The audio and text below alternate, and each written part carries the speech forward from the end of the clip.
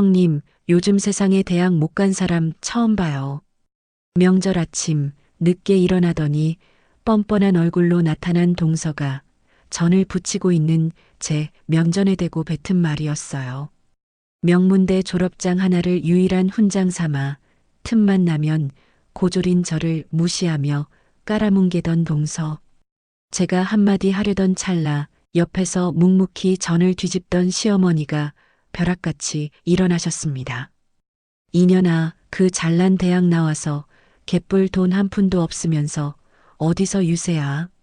그 입 당장 닥쳐. 귀가 찢어지는 호통과 함께 시어머니의 억센 두 손이 동서의 머리채를 사정없이 낚아채 거실바닥으로 패대기 쳤죠. 바닥을 뒹굴며 살려달라 비명을 지르는 동서. 하지만 이것은 그녀가 맞이할 지옥의 아주 작은 예고편에 불과했는데요. 겁없이 잠자는 사자의 코털을 건드린 하룻강아지의 최후. 지금 바로 시작합니다. 어릴 적 제 기억 속 가장 강렬한 냄새는 낡고 비좁은 단칸방 한 구석에 놓인 어머니의 화장대에서 풍기던 진한 분내였어요. 가난한 살림살이에 밥상에 오르는 반찬은 부실했어도 어머니는 시장 구석에서 떠리로 사온 싸구려 화장품들을 마치 세상에서 가장 귀한 보물이라도 되는 양 소중하게 아끼셨죠.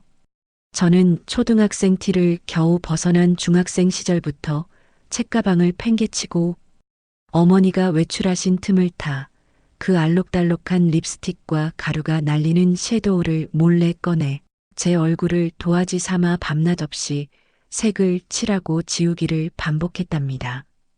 거울 속에서 시시각각 변하는 제 모습을 보며 묘한 희열을 느꼈고 제 솜씨를 알아본 동네 친구들은 물론 시장 골목에서 나물 장사를 하시던 옆집 아주머니들까지 저희 집 안방 문턱이 닳도록 드나들며 제게 얼굴을 맡기시곤 했죠. 투박하고 거칠어진 아주머니들의 주름진 눈가에 고운 색을 입혀드리고 나면 거울을 보며 처녀 시절로 돌아간 것 같다며 환하게 웃으시던 그 미소가 제 가슴 깊은 곳에 찬란한 불꽃을 피워 올렸고 저는 제 손끝에서 탄생하는 아름다움에 제 평생을 걸겠다고 다짐했어요. 하루 벌어 하루 먹고 살기조차 숨이 턱턱 막히는 찢어지게 가난한 집안 형편에 비싼 등록금을 내야 하는 대학 진학은 감히 고개조차 들 수 없는 사치스러운 꿈이더라고요. 그래서 저는 고등학교 졸업장을 받자마자 주저없이 화려한 네온 사인이 밤을 밝히는 명동 거리를 찾아가 그곳에서 가장 규모가 큰 메이크업 숍의 허드렛 일을 도맡아 하는 막내로 취직을 했어요. 남들이 쓰다 버린 스펀지를 산더미처럼 쌓아놓고 얼음장 같은 찬물에 맨손으로 빨아가며 바닥에 수북하게 흩어진 머리카락을 쓸어 담느라 손가락 마디마디가 퉁퉁 붓고 허리가 끊어질 듯 아파왔지만 단 한 번도 불평하지 않았답니다. 오히려 선배들이 화려한 손놀림으로 메이크업을 할 때면 어깨너머로 그 붓 터치 하나, 시선 처리 하나까지 맹수처럼 눈빛을 번뜩이며 제 머릿속에 고스란히 복사해 넣으려 발버둥을 쳤죠.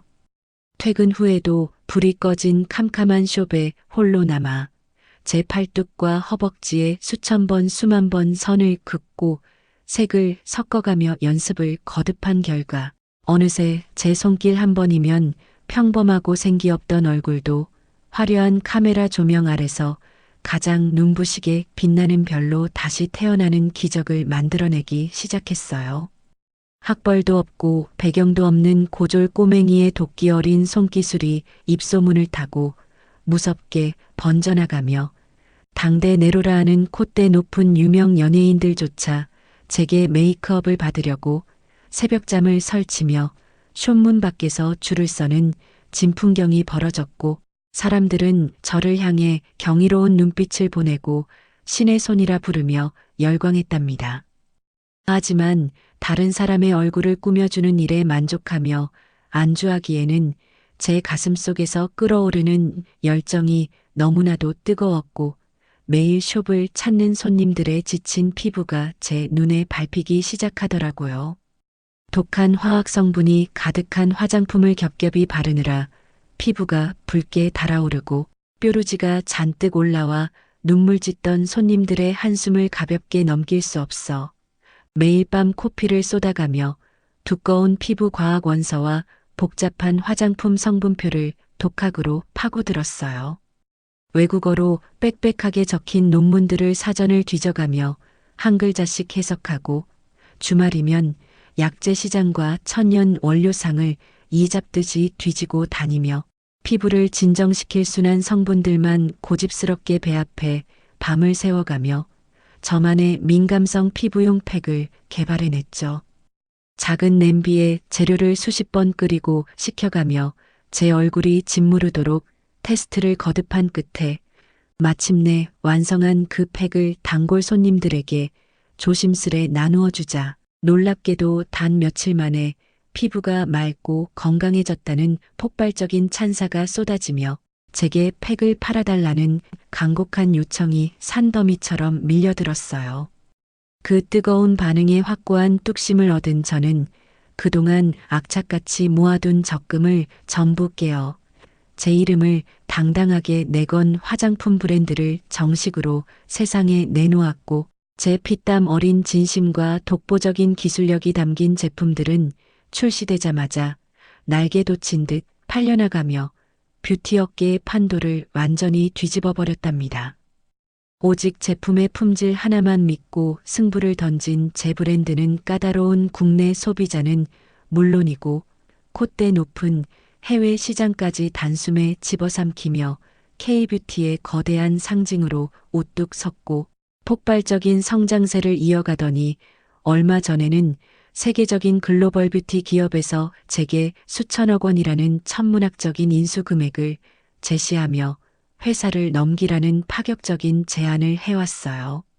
밑바닥부터 제 손으로 정성껏 키워낸 회사를 떠나보내는 것이 못내 아쉬웠지만 더 큰 세상으로 나아갈 기회라 여겨 흔쾌히 도장을 찍었고 제 개인 계좌에 평생 만져보지도 못할 수천억 원의 매각 대금이 찍히는 순간 저는 고졸이라는 사회적 꼬리표를 완벽하게 떼어버리고 대한민국에서 가장 성공한 자산가이자 수많은 청년이 롤모델로 삼는 전설적인 인물로 다시 태어나게 되었답니다.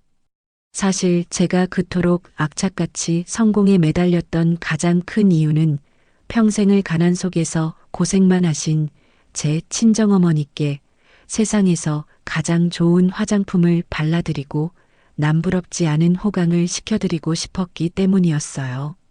하지만 하늘도 참 무심하시지. 어머니는 제가 번듯하게 뷰티 브랜드를 키워내어 빛을 보는 것을 미처 보지도 못하신 채 제가 한참 밤낮 없이 일에만 매달려 있던 그 고단한 시절에 그만 몹쓸 병으로 일찍 세상을 훌쩍 떠나고 마셨답니다. 평생 시장 바닥에서 떠리로 산 싸구려 화장품 하나에 의지해 팍팍한 삶을 버티셨던 어머니의 그 거칠고 차갑게 식은 손을 붙잡고 장례식장 차가운 바닥에 주저앉아 얼마나 피눈물을 흘리며 원통하게 통곡했는지 몰라요.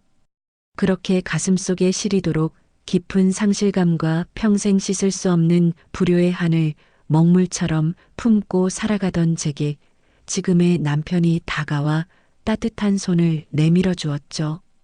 돈 버는 재주는 좋아도 가방끈은 짧았던 저와 책 속에만 파묻혀 살던 샌님 같은 대학 교수 남편.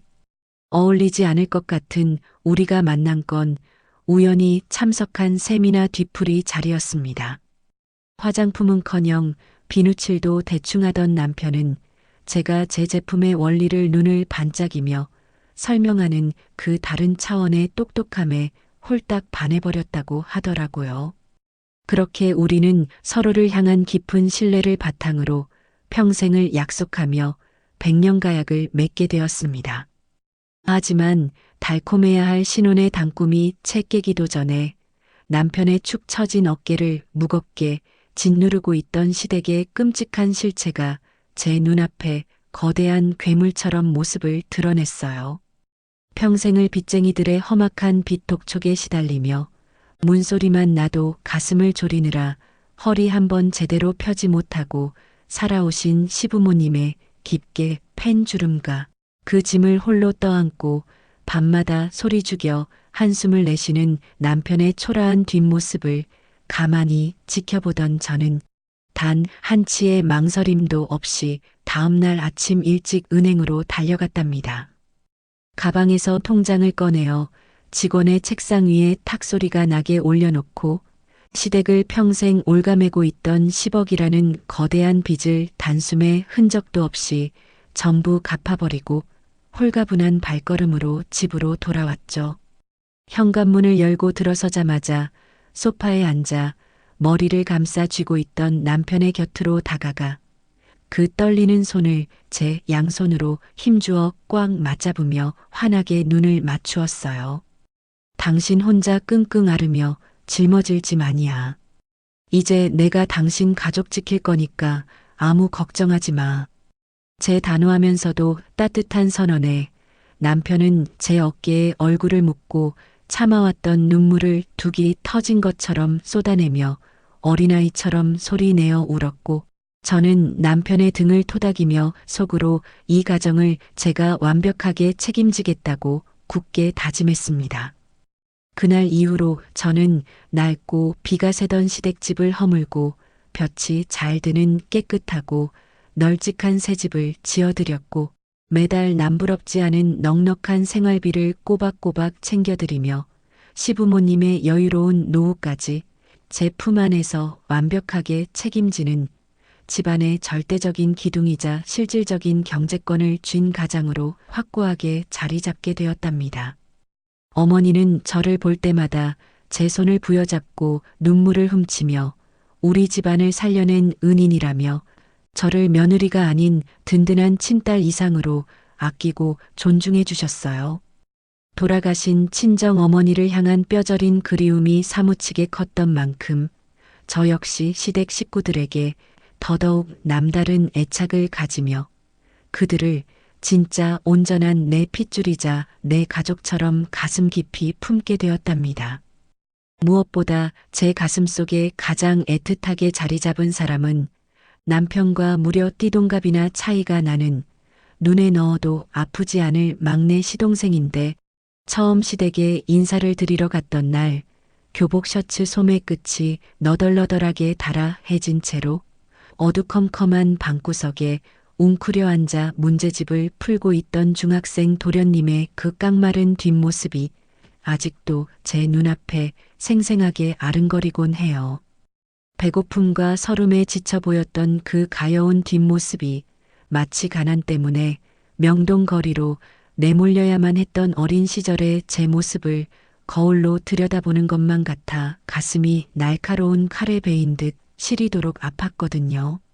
저는 그날부터 친어머니조차 빚더미에 짓눌려 손을 놓았던 도련님의 학비는 물론이고 계절마다 입을 번듯한 옷까지 하나하나까지 제 손으로 직접 백화점을 돌아다니며 꼼꼼하게 챙겨 입히기 시작했답니다.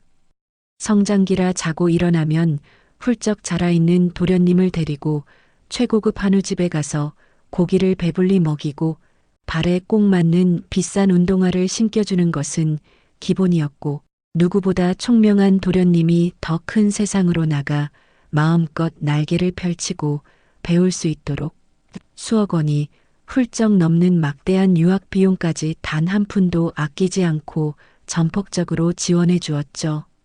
외국에서 낯선 언어와 문화에 치이며 밤낮으로 코피를 쏟아가며 공부하는 도련님을 위해 주말마다 시장을 돌며 질 좋은 재료를 사다가 정성 가득 담긴 밑반찬을 산더미처럼 만들어 커다란 아이스박스에 꽉꽉 채워 국제 소포로 보내주며 타지에서 외롭거나 기죽지 않게 지극정성으로 보살폈어요.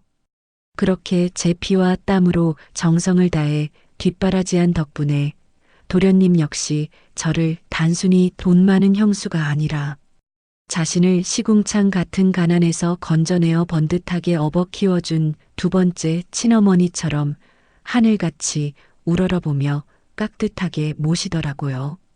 명절이나 제 생일 때면 가장 먼저 제게 달려와 넙죽 큰 절을 올리며 제 두 손을 꼭 맞잡고 은혜는 죽어서도 잊지 않겠다며 굵은 눈물을 뚝뚝 흘리는 도련님을 볼 때면 제가 쏟아부은 수많은 시간과 재산이 티끌만큼도 아깝지 않을 만큼 마음이 벅차오르고 세상을 다 가진 듯 참으로 뿌듯했답니다.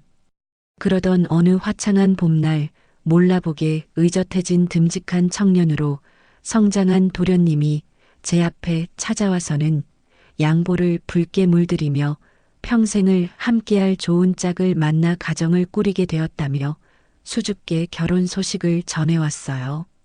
번듯한 명문대를 졸업하고 남들이 다 부러워하는 좋은 직장까지 번듯하게 자리를 잡고 이제는 한 여자를 책임지는 든든한 가장이 되겠다는 도련님의 대견하고 늠름한 모습에 저는 벅차오르는 기쁨을 주체하지 못하고 그 자리에서 활짝 웃으며 당장 남편을 대동하고 강남의 부동산으로 달려갔죠. 수많은 매물 중에서도 가장 볕이 잘 들고 인테리어가 고급스러운 최고급 신축 아파트 한 채를 골라 망설임 없이 단숨에 계약서에 제 도장을 쾅 찍어버렸답니다. 평생을 가난이라는 꼬리표와 싸우며 억척스럽게 바닥부터 기어 올라온 제가 가슴으로 낳아 피땀 흘려 키워낸 소중한 내 가족을 위해 이 정도 통 큰 선물은 숨쉬듯 자연스럽고 기쁘게 해줄 수 있는 능력이 충분했으니까요. 새하얀 최고급 한지 봉투에 금방 문양이 화려하게 새겨진 아파트 등기 권리증을 구겨지지 않게 고이 담아 도련님 부부가 새 출발을 할 눈부신 신혼집에 반짝이는 열쇠와 함께 건네줄 생각에 제 마음은 맑은 하늘 위를 두둥실 떠다니는 솜사탕처럼 한없이 부풀어 오르는 벅찬 행복으로 가득 찼고 저는 앞으로 우리 가족 앞에는 그늘 한 점 없이 눈부시게 환하고 따뜻한 꽃길만 끝없이 펼쳐질 것이라고 굳게 믿어 의심치 않았답니다. 하지만 정말이지 사람 앞일은 한 치 앞도 모른다는 옛말이 하나도 틀린 게 없더라고요. 도련님이 데려온 예비 신부는 소위 말하는 대한민국 최고의 명문대인 스카이 출신의 재원이었어요.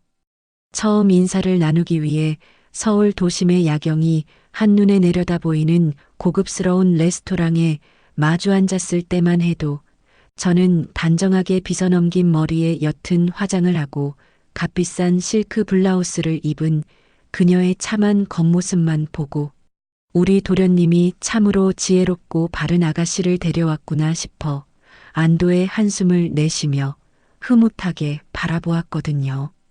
그런데 자리에 앉아 주문한 따뜻한 차가 채 식기도 전에 예비 동서는 본인이 졸업한 명문대 이름부터 줄줄 읊어대며 화려한 학벌을 훈장처럼 내세우기 시작하더라고요.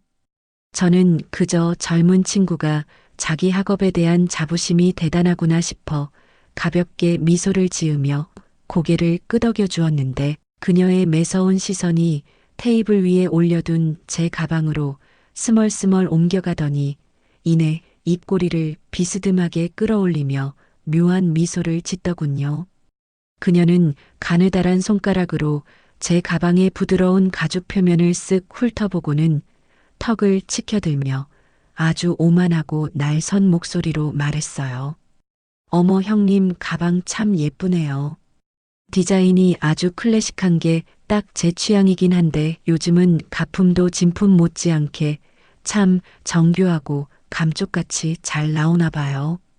순간 제 귀를 의심할 만큼 무례하고 뼈가 있는 발언에 들고 있던 찻잔이 가늘게 떨렸지만 저는 곁에서 안절부절 못하며 눈치를 보는 도련님의 창백해진 얼굴을 봐서 애써 억지로 입꼬리를 당겨 웃어넘겼답니다. 하지만 동서의 선을 넘는 무례한 태도는 거기서 끝이 아니었어요. 식사 도중 자연스럽게 각자의 살아온 이야기를 나누다가 제가 일찍이 고등학교 졸업을 끝으로 학업을 접고 명동의 메이크업 숍에서 밑바닥부터 험한 기술을 배우며 지금의 글로벌 브랜드 CEO 자리까지 왔다는 사실을 알게 된 동서는 두 눈을 동그랗게 뜨더니 마치 아주 안타깝고 불쌍한 사람을 보듯 과장되게 혀를 쭈쭈 차며 입을 열었죠. 아, 어쩐지 대화 내내 뭔가 다르다 싶었는데 대학 공부 대신 일찍부터 험난하게 손기술을 배우신 거구나. 뭐 사람마다 각자 타고난 지적 그릇이 다르고 걷는 길이 있는 거니까요. 마치 자신은 고결하고 우아한 지식인이고 저는 배움이 짧아 몸으로 때우는 하층민이라도 되는 양 대놓고 급을 나누며 제 인생을 깎아내리는 그 건방진 태도에 제 속에서는 뜨거운 용암 같은 불덩이가 치밀어 올랐지만 이번에도 역시 제가 불같이 화를 내면 도련님의 입장이 얼마나 난처해질까 싶어 테이블 아래로 주먹만 꽉 쥐고 허벅지를 비틀어 꼬집으며 꾹 참아 넘겼답니다. 하지만 며칠 뒤 양가 어른들을 모시고 정식으로 인사를 나누는 상견례 자리에서 동서는 기어이 제 인내심의 바닥을 노골적으로 시험하려 들더라고요. 강남의 최고급 프랑스 요리 전문점에서 열린 상견례 자리라 두꺼운 메뉴판이 온통 복잡한 필기체와 외국어로만 빼곡하게 적혀 있었는데 자리에 앉자마자 제 쪽으로 몸을 쑥 내민 동서는 일부러 양가 부모님을 비롯한 모든 사람의 시선이 집중되도록 목소리를 한껏 과장되게 높이며 영어와 불어가 섞여 적힌 메뉴판을 제 눈앞으로 불쑥 들이밀었어요. 형님, 여기 메뉴판 좀 꼼꼼하게 읽어보시고 저희가 다 같이 맛있게 먹을 만한 요리 좀 하나하나 설명해서 추천해 주실래요? 그저 글씨를 읽어달라는 순수한 부탁을 가장한 아주 치졸하고 악의적인 시험이었죠. 제 얼굴에 무식함이 탄로나 당혹감이 번지기를 기대하며 조롱 섞인 눈빛을 반짝이는 동서의 그 얄미운 표정을 보며 저는 그 자리에서 당장이라도 탁자 위에 얼음물을 시원하게 끼얹어 주고 싶었지만 애써 평정을 유지하며 종업원을 불러 아주 유창하고 완벽한 원어민 발음의 불어로 능숙하게 달팽이 요리와 최고급 스테이크를 주문해 버렸고 그제야 동서는 예상치 못한 제 외국어 실력에 당황한 듯 얼굴이 빨개지며 슬그머니 메뉴판을 거두어 드렸답니다. 이런 끔찍한 수모를 겪으면서도 저는 저를 친어머니처럼 따르는 도련님 하나만 바라보며 아파트 열쇠를 군말 없이 내어주었어요. 아무리 예비 동서가 얄밉고 건방져 또 제 피땀으로 정성껏 키워낸 도련님이 남들 앞에서 기죽지 않고 가장 번듯하고 화려하게 신혼살림을 시작하길 바라는 형수로서의 순수한 마음 하나뿐이었거든요. 그런데 그 귀한 황금빛 아파트 열쇠를 건네받은 동서는 고맙다는 따뜻한 인사 한마디는커녕 거실 한가운데 놓인 소파에 털썩 주저앉아 깊숙이 기대더니 팔짱을 꼬며 마치 자신이 당연히 누려야 할 권리라도 행사하듯 콧방귀를 뀌며 당당하게 말하더라고요. 뭐 요즘같이 집값 비싼 세상에 능력 있는 시댁에서 신혼집 정도는 당연히 알아서 번듯하게 해주는 추세잖아요. 저처럼 배운 사람 데려오려면 이 정도 대우는 기본으로 받아야 저도 친구들 사이에서 덜 억울하죠.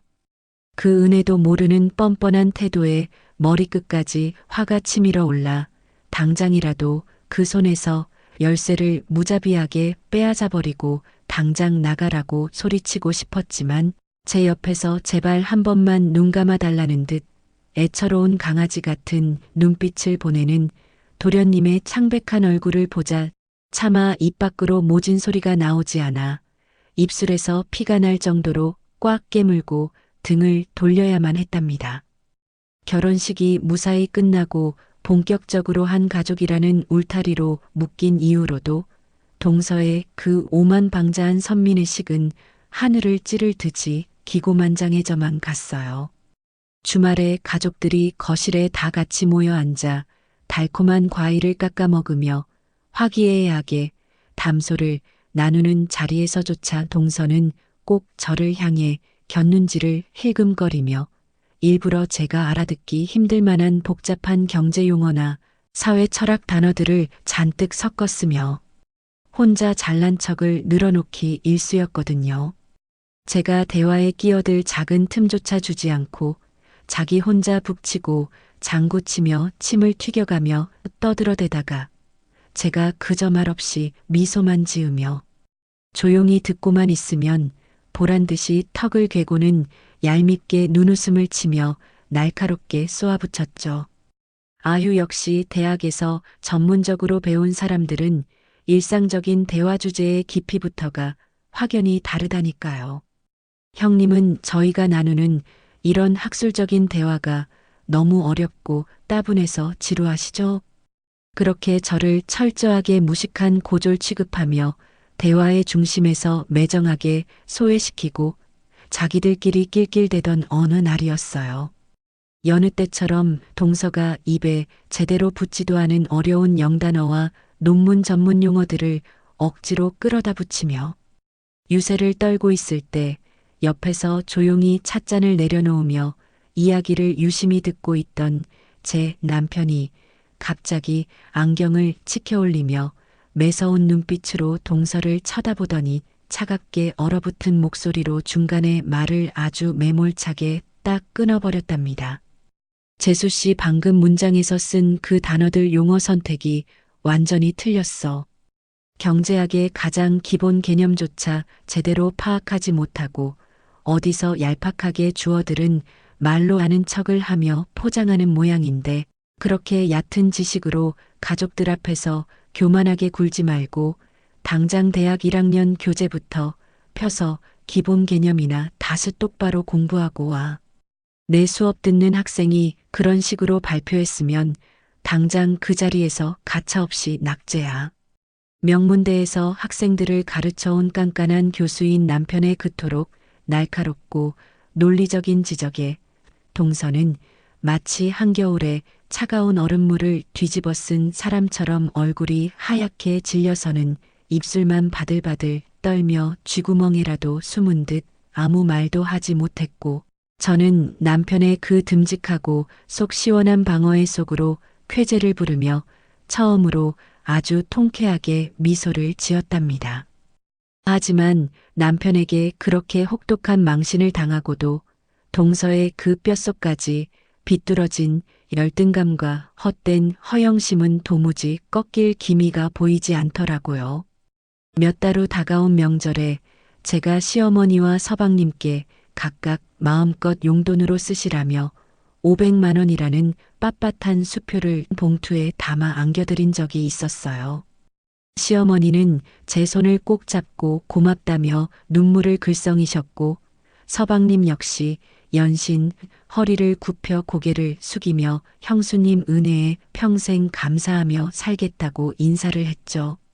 그런데 그 따뜻한 모습을 옆에서 팔짱을 비비꼬고 삐딱한 시선으로 지켜보던 동서가 갑자기 방으로 쿵쾅거리며 쳐들어가 서방님을 향해 표독스럽게 쏘아붙이는 소리가 굳게 닫힌 방문 틈 사이로 아주 선명하고 날카롭게 새어나왔습니다. 아주 돈이 주체할 수 없을 정도로 남아도나 봐. 대학 문턱도 못 밟아보고 배운 게 없으니까 저렇게 천박하고 무식하게 돈으로 모든 결핍을 때우려고 드는 거 아니야. 교양 없는 티를 저렇게 노골적으로 내요. 그녀의 악담은 그뿐만이 아니었어요. 서방님이 평소처럼 저를 친어머니 이상으로 따르며 제가 무너져가던 시댁의 빚을 갚고 서방님의 타지 유학까지 완벽하게 뒷바라지해 준 그 크나큰 은혜를 입이 마르도록 칭찬할 때마다 동서는 눈꼬리를 매섭게 치켜뜨며 아주 신경질적으로 서방님의 넓은 가슴팍을 주먹으로 팍팍 치며 대꾸했답니다. 그게 대체 무슨 대단하고 눈물겨운 희생이라고 유난을 떨어 가족이니까 당연히 돈 많은 맏며느리가 짊어져야 할 경제적 책임을 다한 것뿐이지. 그리고 형님이 무슨 하늘이 내린 대단한 지적 능력이 있어서 성공한 줄 알아? 그냥 시류 잘 탄 운 좋은 고졸 출신이 어쩌다 화장품 몇 개 잘 팔려서 벼락부자 된 것뿐이야. 쓸데없이 위인전 쓰듯 신격화하지 마. 제 평생의 피와 땀 그리고 수많은 밤을 지새우며 흘린 눈물로 일구어낸 수천억 대의 기업 가치와 제가 시댁 식구들을 구하기 위해 바친 그 처절한 헌신을 그저 운 좋은 벼락부자의 돈지랄이나 맏며느리라면 당연히 바쳐야 할 희생으로 무참히 깎아내리고 짓밟는 동서의 표독스러운 말들을 문 밖에서 고스란히 듣고 있던 저는 당장이라도 방문을 거칠게 박차고 들어가 그 건방진 입을 찢어버리고 싶었지만 이번에도 역시 제가 나서는 순간 서방님이 간신히 꾸린 가정이 산산조각 날지도 모른다는 끔찍한 불안감에 분노로 덜덜 떨리는 주먹을 손톱이 파고들도록 힘껏 틀어지고 차갑게 돌아서서 소리 없는 눈물만 꿀꺽꿀꺽 삼켜야만 했어요. 제가 그렇게 속이 시커멓게 까맣게 타들어가는 줄도 모르고 동서는 제가 아무런 대꾸도 하지 않고 묵묵히 침묵을 지키는 것을 보며 속으로 비열한 코웃음을 쳤을 거예요. 제가 가정을 지키기 위해 베푼 자비로운 침묵을 그저 지식이 얄팍하고 배운 게 없어서 논리적으로 말문이 막힌 것이라 단단히 착각한 동서는 날이 갈수록 더 기고만장해져서는 시댁에서 마치 자신이 여왕이라도 된 것처럼 아나무인으로 굴기 시작했고 저를 향한 은근한 무시와 조롱의 수위를 브레이크가 완전히 고장난 폭주 기관차처럼 걷잡을 수 없이 높여가며 우리 가족의 평화를 서서히 갉아먹고 있었답니다. 명절 연휴의 아침은 언제나 그렇듯 매서운 겨울 공기를 가르며 일찍부터 시작되었어요. 해가 뜨기도 전인 어스름한 새벽 5시부터 알람 소리에 맞춰 눈을 번쩍 뜬 저는 쟁걸음으로 부엌에 나와 차가운 찬물로 세수를 하며 정신을 번쩍 차렸습니다. 곧이어 방문을 조심스럽게 열고 나오신 시어머니와 저는 굳이 말하지 않아도 눈빛만으로 서로의 호흡을 척척 맞춰가며 커다란 대나무 소쿠리와 무거운 무쇠 프라이팬을 꺼내놓고 본격적인 명절 음식 준비에 돌입했답니다. 뜨겁게 달궈진 프라이팬 위로 샛노란 계란물을 곱게 입힌 동태포와 육전을 가지런히 올려놓을 때마다 치명적으로 고소한 기름 냄새가 온 집안을 가득 채웠고 저희 두 사람은 허리 한번 제대로 펴지 못한 채 쉴 새 없이 밀가루를 묻히고 전을 뒤집느라 이마에는 송글송글 땀방울이 맺히기 시작했어요. 수백억 대 자산가로 불리는 지금도 명절만큼은 제 손으로 직접 식구들을 먹일 따뜻한 음식을 장만하는 것이 제 굳건한 철칙이라 며칠 전부터 최고급 한우와 싱싱한 해산물을 직접 새벽 시장을 돌며 깐깐하게 골라왔죠. 어머니는 제 옆에서 묵묵히 산적 꼬치를 깨시며 이 넓고 좋은 대리석 집에서 며느리가 해주는 호사를 누린다며 연신 제 등을 다정하게 토닥여 주셨고 저는 어머니의 굵은 주름이 깊게 팬 손을 마주 잡으며 우리가 함께 이겨낸 그 험난했던 과거의 가난한 시간들을 떠올리며 빙그레 미소를 지었죠. 그렇게 부엌에는 따뜻한 온기와 도마 위를 경쾌하게 두드리는 일정한 칼질 소리만이 평화롭게 울려 퍼지고 있었어요. 하지만 그 평온했던 명절 아침의 공기는 해가 중천에 떠오르고 온 식구가 슬슬 아침 식사를 위해 식탁에 모여들 무렵 굳게 닫혀있던 안방문이 신경질적으로 벌컥 열리며 산산조각이 나고 말았답니다.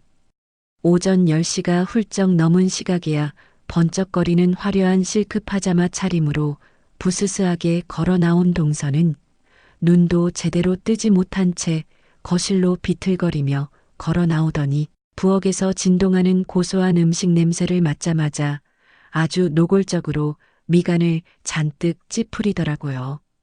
그녀는 가느다란 손가락으로 자신의 오뚝한 코를 틀어막고 다른 한 손으로는 공기 중에 떠다니는 냄새를 벌레 쫓아내듯 과장되게 손부채질을 해대며 거실 한가운데 놓인 가죽 소파 위로 털썩 소리가 나게 몸을 던져 들어 누웠어요.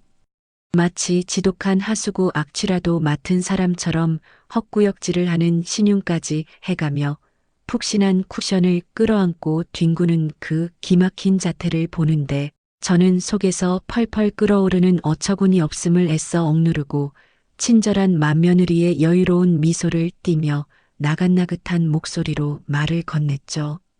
동서 이제 일어났어? 명절이라 준비할 음식이 꽤 많은데 이리 와서 이것 좀 같이 도와줄래?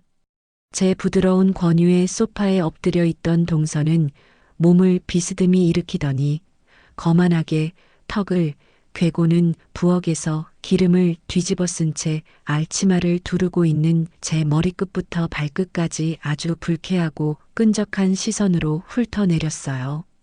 그러고는 입꼬리를 한쪽만 삐딱하게 끌어올리며 코웃음을 치더니 아주 비릿하고 오만한 목소리로 빈정거리기 시작하더군요. 아유 형님은 이런 고된 단순 노동이 아주 체질에 착착 맞으시나 봐요. 하긴 어릴 때부터 학교에서 책상머리에 앉아 공부하는 대신 명동 바닥에서 기술만 배우신 고졸이라 그런가 밀가루 묻히는 손기술 하나는 참 기가 막히게 좋으시네요. 순간 프라이팬 위에서 경쾌하게 지글거리던 기름 끓는 소리마저 뚝 끊긴 것처럼 온 집안에 숨막히는 서늘한 정적이 묵직하게 내려앉았답니다. 옆에서 능숙하게 전을 뒤집고 계시던 시어머니의 굽은 등과 젓가락을 쥔 손끝이 일순간 쇳덩이처럼 딱딱하게 굳어버리는 것을 제 매서운 곁눈질로 똑똑히 확인했지만 동서는 자신이 내뱉은 그 지독한 독설이 어떤 끔찍한 파국을 몰고 올지 전혀 짐작조차 하지 못한 채 오히려 자신이 기선제압에 성공했다고 단단히 착각하며 한술 더 떠 쐐기를 받기 시작했어요. 그녀는 마치 아주 통쾌한 코미디 프로그램이라도 보는 양 손뼉까지 가볍게 쳐대며 가증스럽게 혀를 끌듯 찼거든요. 솔직히 말해서 전 요즘같이 학벌이 기본인 세상에 대학 문턱도 못 밟아본 사람, 형님이 처음이라서 볼 때마다 너무 신기해요. 어머니 제 말 틀려요? 솔직히 요즘 세상에 대학 못 가는 사람이 어딨어요.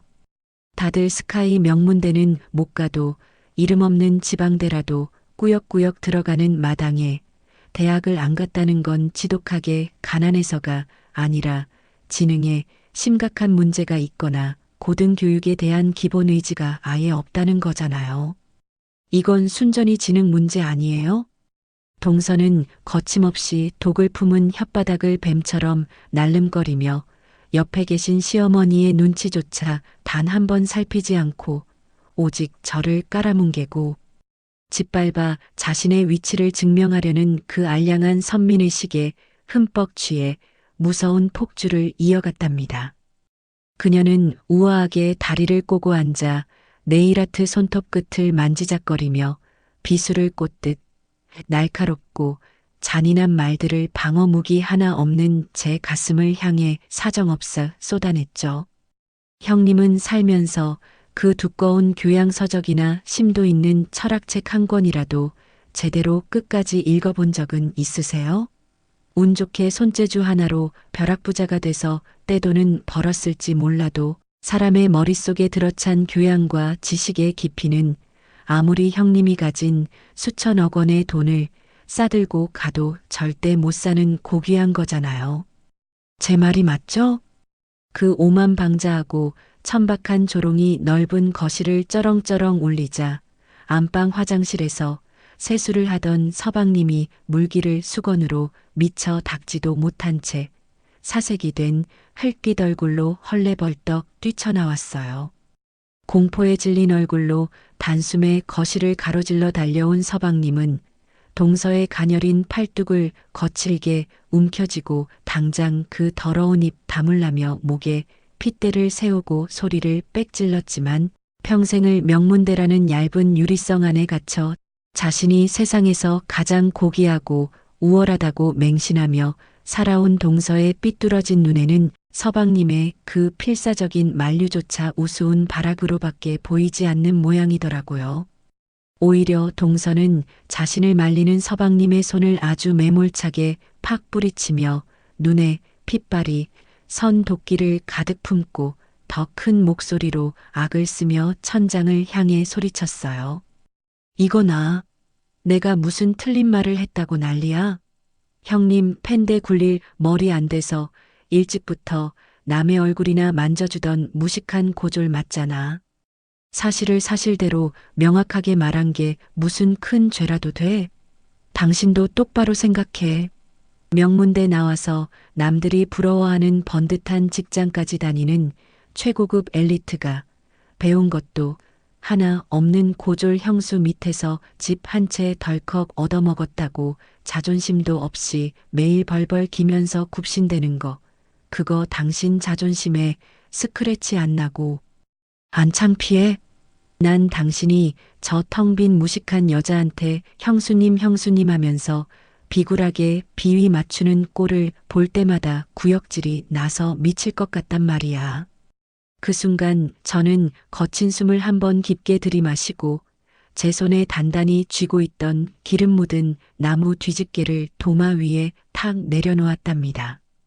그리고 앞치마 자락에 묻은 밀가루를 두 손으로 가볍게 툭툭 털어낸 뒤 구부리고 있던 허리를 꼿꼿하게 펴고 완전히 몸을 돌려 소파에서 길길이 날뛰며 악을 쓰는 동서를 향해 가장 차가운 시선을 직각으로 꽂아 넣었어요. 동서는 마치 먹잇감을 노려보는 포식자의 눈빛과 마주친 불쌍한 작은 들쥐처럼 일순간 흠칫하며 등받이 쪽으로 몸을 바짝 움츠렸지만 이내 자신의 얄팍한 자존심과 거만한 기세가 눌리는 것을 들키지 않으려 발버둥을 치며 억지로 입을 찢어 기괴하고 시끄러운 웃음을 억지로 흘려대기 시작했어요. 왜요? 제 완벽한 논리가 전곡을 찔러서 아무 대꾸도 못하시겠어요?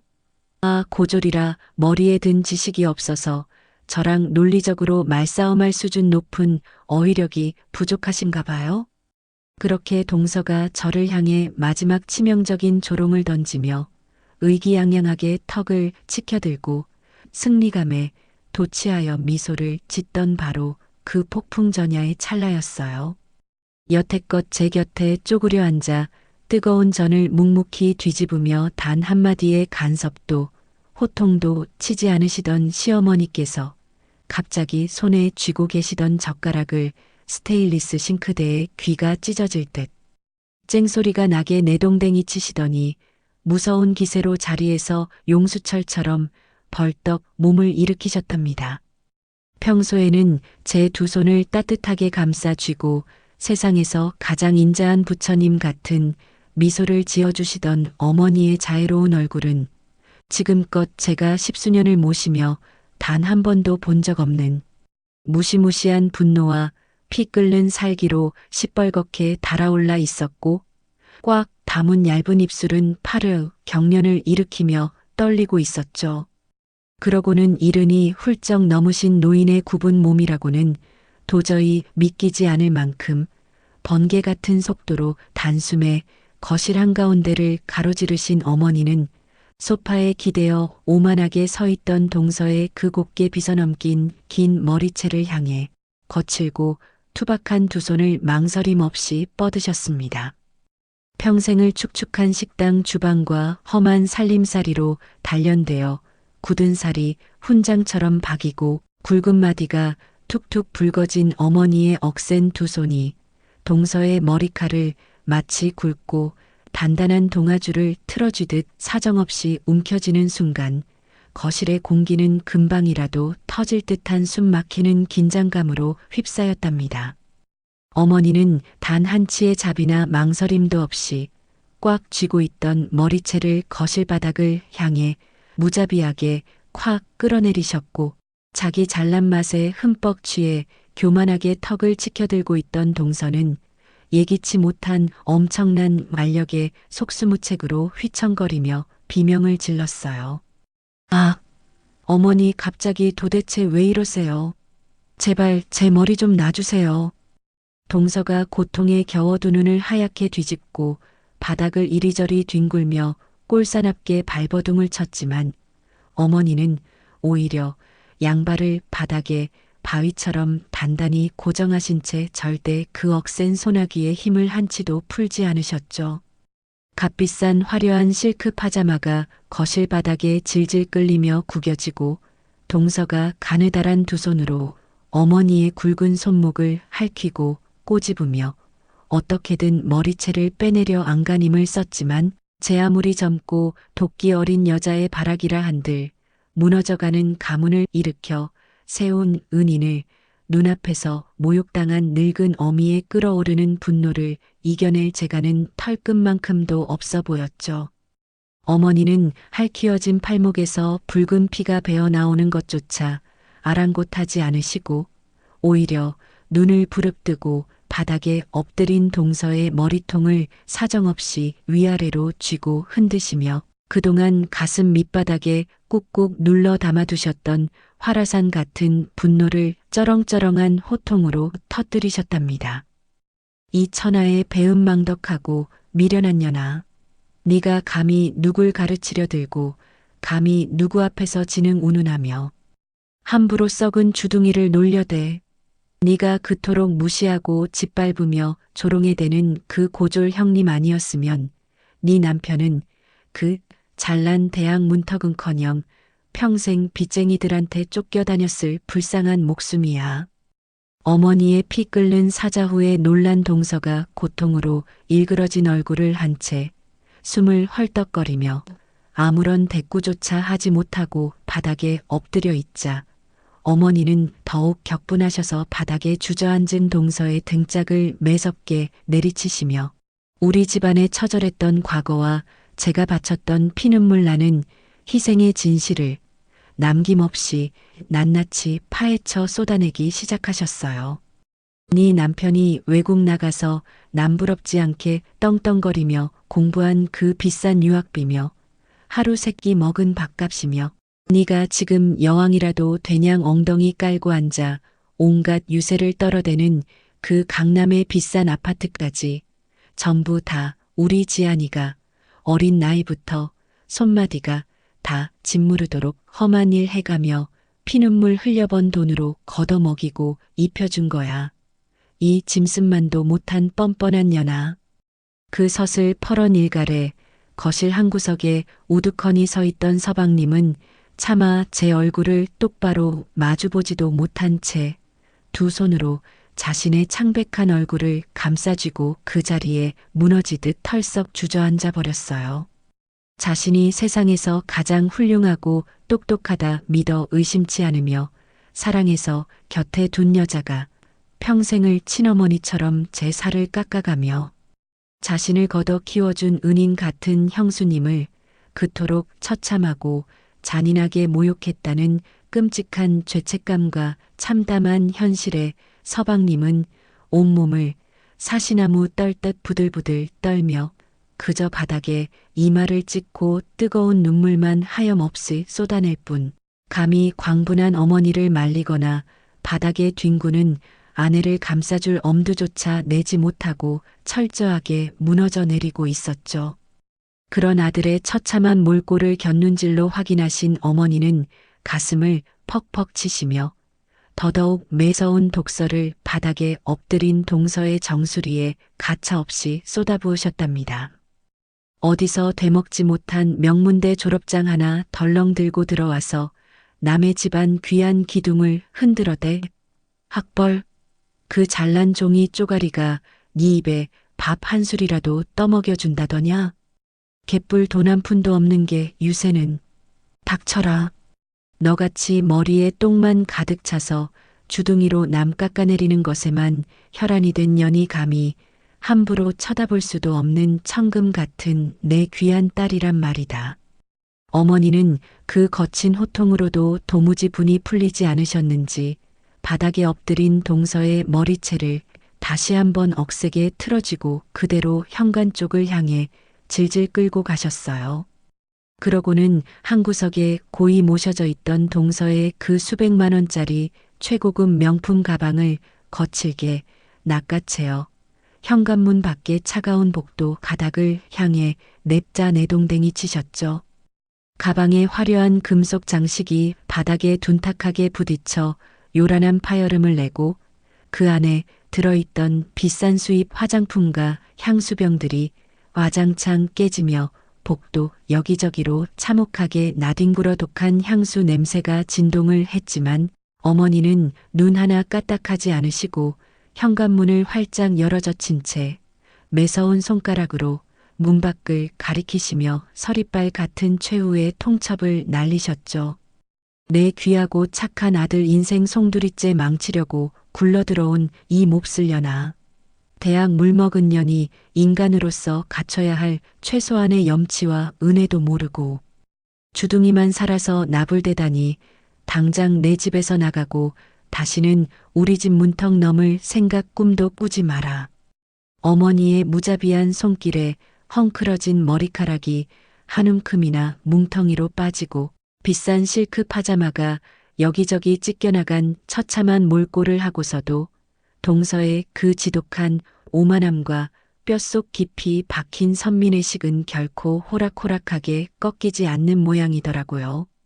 그녀는 덜덜 떨리는 두 손으로 듬성듬성 빠져버린 자신의 머리통을 부여잡고 비틀거리며 자리에서 힘겹게 일어나더니 잔뜩 독이 올라 핏발이 선 두 눈으로 저와 어머니를 번갈아 쏘아보며 끝까지 미련하게 발악하듯 대들었거든요. 아니, 제가 무슨 없는 소리를 지어낸 것도 아니고 있는 사실을 사실대로 명확하게 말한 것뿐인데 가족끼리 집 한 채 해준 거 가지고 무슨 유세를 이렇게 온 집안이 떠나가라 떨어대요? 돈 좀 보태줬다고 저한테 평생 엎드려 기는 노예 노릇이라도 하라는 거예요?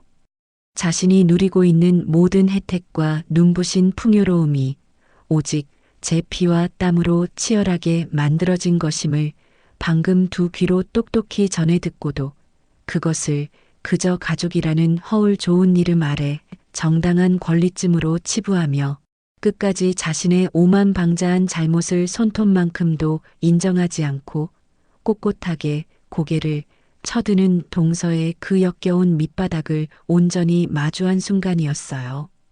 여태껏 제 안에서 위태롭게 자리 잡고 있던 일말의 얄팍한 동정심이나 제가 끔찍이 아끼는 서방님이 받을 상처를 걱정하며 참아 넘기려던 알량한 배려심마저 한겨울의 차가운 얼음물처럼 싸늘하게 식어버리는 것을 온몸으로 생생하게 느꼈답니다. 저는 여전히 싸늘하고 무표정한 얼굴로 앞치마 자락을 꽉 쥔 채 거실 한가운데를 가로질러 현관 앞에 널브러져 씩씩거리는 동서의 코앞까지 아주 천천히 한 걸음 한 걸음 여유롭게 다가갔어요.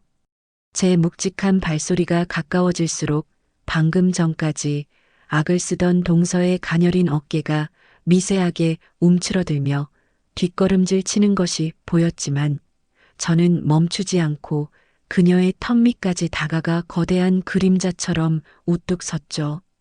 그리고 공포와 알량한 오기가 뒤섞여 탁하게 흔들리는 그녀의 두 눈을 위에서 아래로 똑바로 내려다보며 한자 한자 아주 차갑고 날카로운 목소리로 짧고 굵은 한마디를 그녀의 귓가에 조용히 던져주었답니다. 내가 가방끈이 짧고 배운 게 없어서 잘 모르겠는데 명문대학에서는 남의 피 쪽쪽 빨아먹고 염치까지 없으면 결국 자기 인생이 어떻게 처참하게 박살나는지는 안 가르쳐줬나 봐. 제 서늘하고도 뼈있는 경고가 귓가를 때리자마자 뻣뻣하게 치켜들고 있던 동서의 고개가 일순간 굳어버리며 그 오만하던 두 눈동자가 지진이라도 난 것처럼 사정없어 흔들리기 시작했어요. 저는 그녀의 그 얄팍하고 우스꽝스러운 공포를 가볍게 무시하고 거실 한 구석에 놓인 제 가방으로 아주 여유롭고 당당한 발걸음을 옮겨 미리 챙겨두었던 두툼한 서류 봉투 하나를 단숨에 꺼내 들었습니다.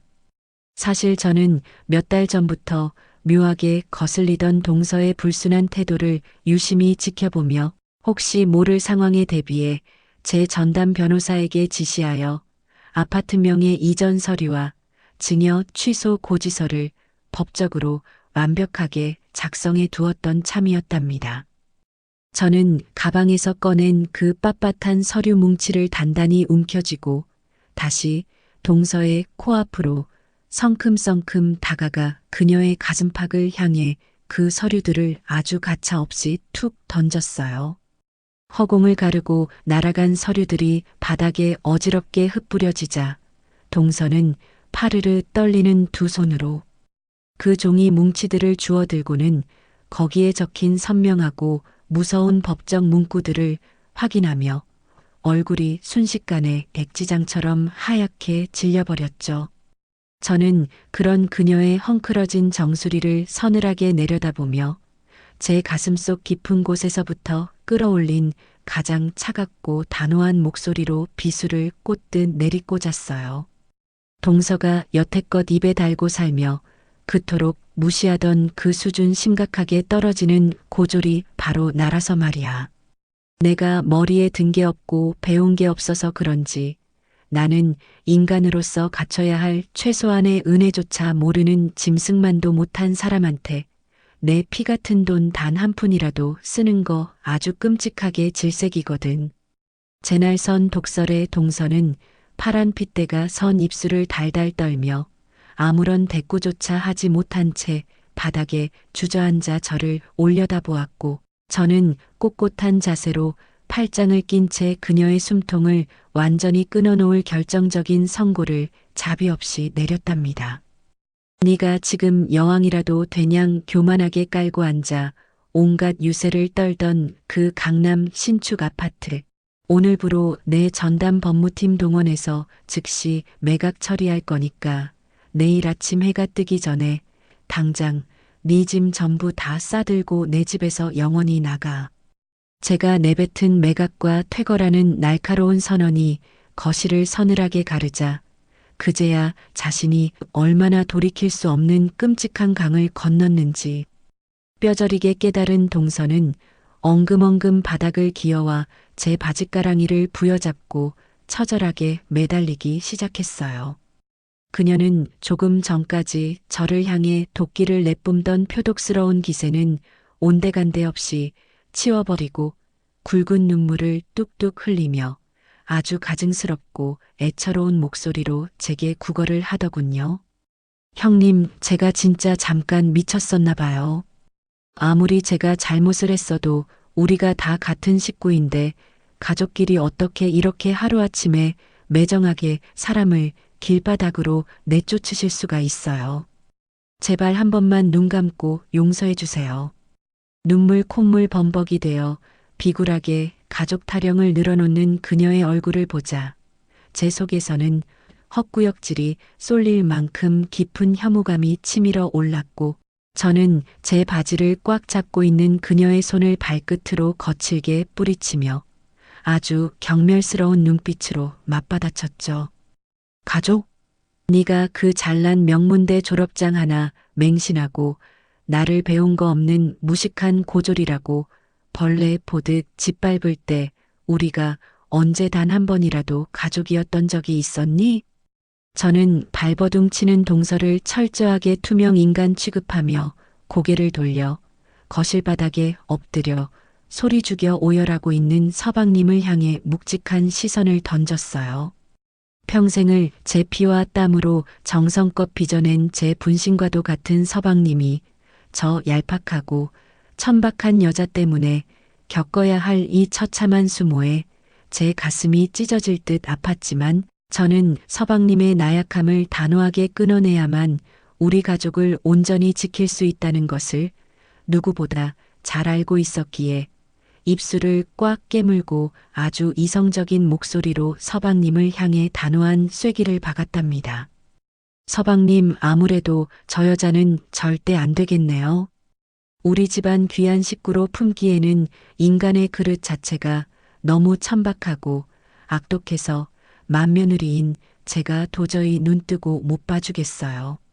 제 굳건한 결단이 떨어지자 서방님은 고개를 푹 숙인 채 무거운 침묵으로 제 뜻에 전적으로 동의한다는 무건의 긍정을 보냈고, 그 끔찍한 침묵을 확인한 동서는 이제 자신을 보호해줄 방패가 이 세상 어디에도 남아있지 않다는 사실에 절망하며 다시 한번 제 다리에 매달려 짐승처럼 울부짖었어요.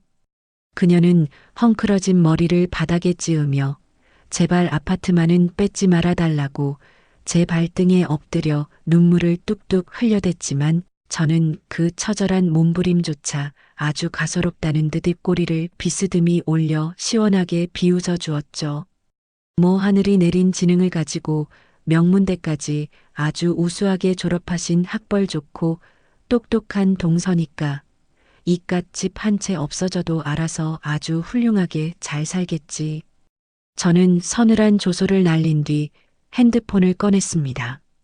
곧바로 제 회사의 수석 비서실장에게 전화를 걸어 지금 즉시 법무팀을 총동원해 강남 아파트 증여 취소 소송과 명예회수 절차를 가장 빨리 진행하라는 법적 조치를 아주 명확하게 지시했어요. 제가 통화 종료 버튼을 매정하게 누르는 순간까지도 동서는 제 발치에서 벌벌 떨며 숨 넘어갈 듯 오열하고 있었죠. 저는 식탁 위에 놓여있던 투명한 유리잔을 집어들어 얼음장같이 차가운 냉수를 동서의 얼굴을 향해 아주 매섭게 촥 끼얹어 버렸답니다. 차가운 물벼락을 정통으로 맞은 동서가 숨을 헉 들이켜며 어깨를 파르르 떠는 꼴을 만족스럽게 내려다보며 저는 허리를 숙여 그녀의 귓가에 대고 악마처럼 속삭여 주었어요. 어때? 대학 문턱도 못 밟은 무식하고 교양 없는 내 수준에 아주 완벽하게 딱 들어맞는 원초적인 대응이지? 제가 통쾌한 일격을 날리고 몸을 꼿꼿하게 일으키자 그제야 참았던 거친 숨을 몰아쉬시던 시어머니께서 다가와 제 차갑게 식은 손을 당신의 따뜻하고 거친 두 손으로 아주 꽉 부여잡아 주셨어요. 어머니는 제 손을 단단히 쥐신 채로 물에 빠진 생쥐꼴이 되어 바닥에 엎어져 있는 동서를 향해 가장 서리빨 같은 눈빛을 보내시며 단호하게 소리치셨죠. 지아나, 저런 요물 같은 년 사과 절대 받아주지 마라. 남의 피눈물 나는 은혜를 더러운 원수로 갚는 저런 근본 없는 년은 사과를 할 자격조차 없는 버러지야.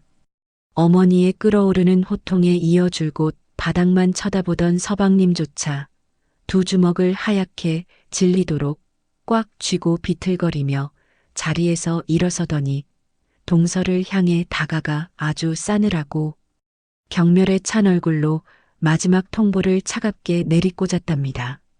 내 핏줄보다 더 귀한 형수님을 모욕하고 우리 가족을 기만한 너 같은 끔찍한 여자랑은 단 1초도 한 공간에서 숨쉬기 역겨우니까 당장 내 눈앞에서 꺼져.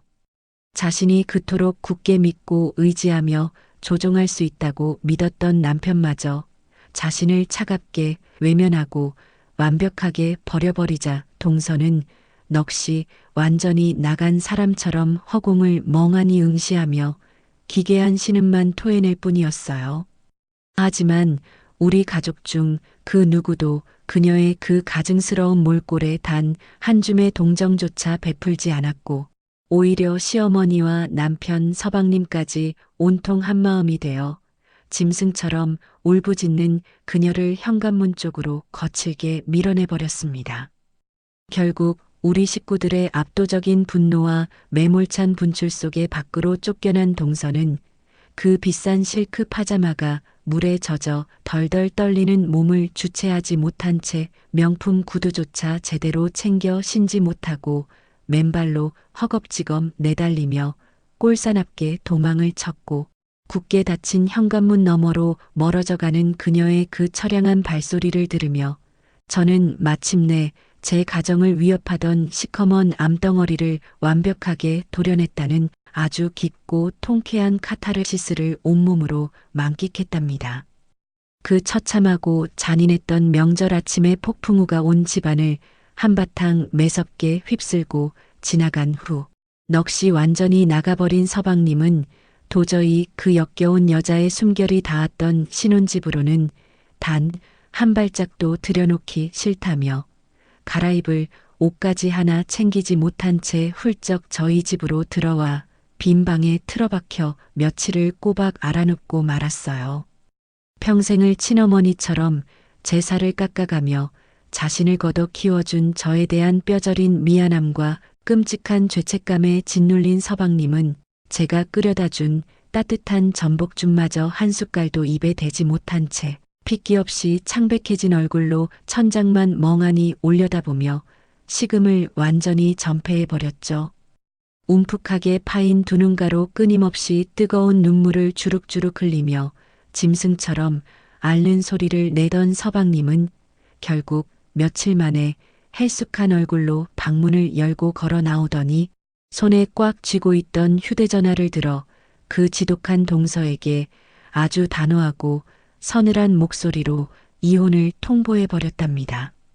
수화기 너머로 제발 이혼만은 안 된다며 찢어지는 듯한 비명을 지르며 매달리는 동서의 애처로운 목소리가 생생하게 새어나왔지만 서방님은 단 한치의 흔들림이나 망설임도 없이 차갑게 통화 종료 버튼을 꾹 눌러버리고는 그 자리에서 휴대전화 전원마저 아주 매정하게 꺼버렸죠. 하지만 평생을 제 잘난 맛에 살던 동서의 그 지독한 집착은 결코 하루아침에 쉽게 끊어질 것이 아니더라고요. 이혼 서류에 도장을 찍지 않겠다며 악을 쓰던 동서는 급기야 서방님이 다니는 번듯한 대기업 회사 정문 앞까지 매일같이 찾아와 지나가는 사람들의 따가운 시선조차 아랑곳하지 않은 채 바닥에 주저앉아 엉엉 울며 서방님의 출근길을 가로막고 처절하게 버티기 시작했어요. 바짓가랑이를 부여잡고 한 번만 용서해달라며 짐승처럼 울부짖는 그녀의 그 가증스러운 눈물 연기에 행여나 마음. 여린 서방님이 또다시 얄팍한 동정심에 흔들려 넘어갈까 염려스러웠던 저는 미리 제 직원들을 풀어 물밑에서 조용히 수집해 두었던 아주 치명적이고 더러운 정황 증거들이 빼곡하게 담긴 두툼한 서류 봉투를 서방님의 손에 말없이 쥐어주었답니다. 그 서류 안에는 동서가 서방님과 정식으로 결혼을 약속하기도 훨씬 전부터 흥신소를 뒤져가며 제 막대한 재산 규모와 시댁의 자금 흐름을 은밀하게 캐내고 어떻게든 서방님을 유혹해 그 거대한 부를 자신의 손아귀에 쥐고 흔들려 했던 그 소름 끼치도록 탐욕스러운 뒤조사 내역들이 아주 고스란히 담겨 있었거든요. 자신이 그토록 순수하게 사랑했던 여자의 밑바닥이 이토록 시궁창보다 더 역겹고 더럽다는 완벽한 진실을 눈으로 똑똑히 확인한 서방님은 배신감에 온몸을 부들부들 떨며 그 서류 뭉치를 바닥에 내동댕이 치고는 완벽하게 마음의 문을 걸어 잠가버렸어요. 자신이 쳐놓은 그 얄팍하고 더러운 덫이 완벽하게 산산조각이 나고 서방님과 시댁, 식구들에게서 단 한 푼도 뜯어낼 수 없다는 절망적인 현실을 뼈저리게 깨달은 동서는 급기야 숨겨두었던 진짜 악마 같은 본색을 흉측하게 드러내며 최후의 발악을 시작하더라고요. 그녀는 단순히 제 짧은 가방끈과 학벌을 비하하며 조롱하던 수준을 훌쩍 넘어 자신이 졸업한 그 잘난 명문대 출신의 언론사 기자, 인맥들을 총동원하여 뒤에서 아주 교활하고 치밀하게 판을 짜기 시작했어요. 어느 날 아침 뉴스 경제면에 고졸 출신 CEO의 화려한 성공 신화는 철저하게 조작된 거품에 불과하다는 둥, 제가 평생을 바쳐 독학으로 개발해낸 핵심 화장품의 치명적인 독성 화학 물질이 들어가 있다는 둥, 그야말로 악의적이고 끔찍한 거짓 루머를 교묘하게 섞은 비하 기사들이 동시다발적으로 융단 폭격처럼 쏟아져 나오기 시작했죠. 기사 배우에서 익명의 제보자 행세를 하며 저를 파멸시키기 위해 조직적으로 여론을 선동하고 거짓을 진실처럼 포장하여 제 평생의 피와 땀이 서린 고귀한 업적을 하루아침에 더러운 시궁창으로 끌어내리려 획책한 그 악독한 짓거리에 시장은 순식간에 혼란에 빠졌고 승승장구하던 제 회사의 주가 그래프가 아주 잠시나마 파랗게 질려 출렁이는 아찔한 위기가 찾아왔답니다. 하지만 그녀는 자신이 건드린 상대가 밑바닥부터 억척스럽게 기어올라 거대한 뷰티 제국을 건설한 독종 중의 독종이라는 사실을 완전히 간과하는 치명적인 실수를 저지르고 말았던 거예요. 저는 즉시 대한민국 최고의 승률을 자랑하는 대형 로펌의 에이스 변호인단을 총출동시켜 악의적인 허위 사실 유포와 명예훼손 그리고 막대한 기업 영업 방해 혐의를 모조리 묶어 그녀를 상대로 자그마치 수백억 원대에 달하는 천문학적인 손해배상 청구 조송을 가차없이 때려박았어요. 제 무자비하고 압도적인 법적 공세가 융단 폭격처럼 쏟아지자마자 그녀의 추악한 실체가 백일하에 낱낱이 까발려졌고 동서의 집안 역시 그 막대한 배상액의 압박과 끊임없는 가압류 폭탄에 휘말려 하루아침에 길거리에 나앉을 파산 위기에 처하고 말았죠. 상황이 걷잡을 수 없이 끔찍하게 돌아가자 동서의 부모가 하얗게 질린 얼굴을 하고 제 회사 최고층 집무실 앞까지 헐레벌떡 찾아와 차가운 대리석 바닥에 납작 엎드려 무릎을 꿇고 제발 딸 자식 목숨만은 살려달라며 머리를 찧으며 짐승처럼 울부짖었지만 저는 단 한 번의 눈길조차 주지 않은 채 건장한 보안 요원들과 비서진을 시켜 그들을 아주 매몰차게 문전박대하여 끌어내버렸답니다. 게다가 그녀가 그토록 목숨처럼 떠받들며 유세를 떨던 명문대 동창회 커뮤니티에서조차 가족 등에 시퍼런 칼을 꽂은 독하고 파렴치한 년이라는 소문이 걷잡을 수 없어 퍼져나가면서 그녀는 한때 자신이 우러러보던 그 잘난 엘리트 사회에서조차 완벽하게 매장당해 얼굴조차 들고 다닐 수 없는 처참한 지경에 이르게 되었어요.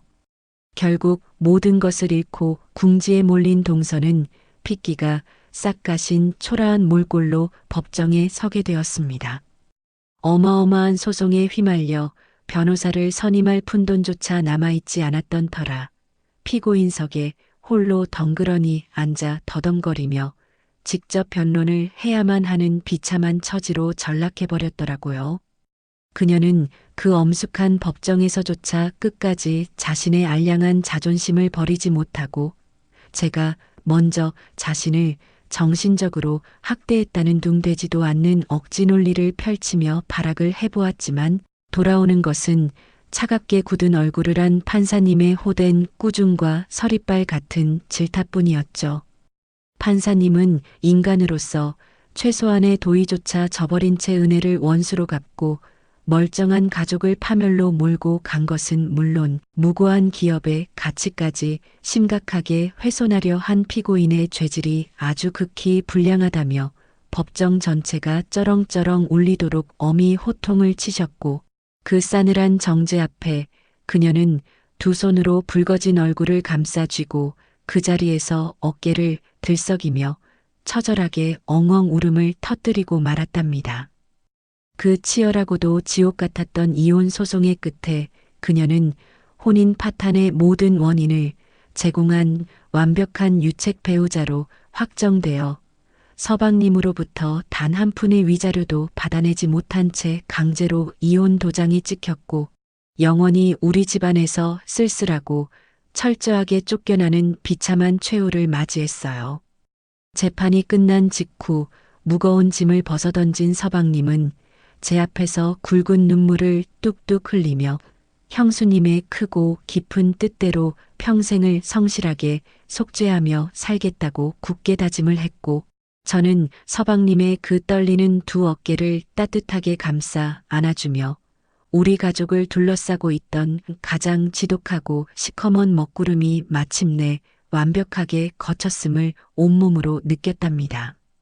그러다 저는 문득 과거 명동의 비좁고 차가운 골목길에서 화장품을 치우던 어리고 가난했던 제 낡은 뒷모습을 떠올렸답니다. 그 막막하고 외로웠던 시절에 저를 꼭 안아주는 마음으로 저는 주저없이 제 이름을 내건 대규모 장학재단을 곧바로 설립하고는 저처럼 뛰어난 재능과 끓어오르는 열정을 가졌음에도 불구하고 오직 돈이 없다는 가혹한 이유 하나만으로 대학이라는 높은 문턱 앞에서 눈물을 머금고 돌아서야만 했던 수많은 고졸 인재들을 찾아내어 그들의 꿈을 전폭적으로 지원하기 시작했어요. 단순히 학비 몇 푼을 쥐어주는 수준을 넘어 그들이 각자의 분야에서 최고의 전문가로 성장할 수 있도록 해외 연수부터 든든한 창업 자금까지 그야말로 아낌없는 금전적 지원을 쏟아부었죠. 제 진심이 온전히 담긴 헌신적인 장학 사업이 세상에 널리 알려지자 사회 곳곳에서 저를 향해 뜨거운 찬사와 존경의 박수를 보내오기 시작했고, 급기야 대한민국에서 내로라 하는 최고의 명문 대학교 총장님과 핵심 관계자들이 고급스러운 난초 화분을 조심스레 들고 직접 제 사무실까지 찾아와 제게 명예 경영학 박사학위를 수여하고 싶다며 아주 간곡하게 고개를 숙이셨죠. 과거 그 잘난 동서가 그토록 입에 침이 마르도록 칭송하며 콧대를 높이던 바로 그 콧대 높은 명문대의 총장님이 직접 제게 박사모를 씌워주겠다며 매달리는 기막힌 상황이 연출되었지만 저는 아주 우아하게 찻잔을 내려놓고 부드럽고 온화한 미소를 지으며 그들의 제안을 단칼에 정중히 거절했답니다.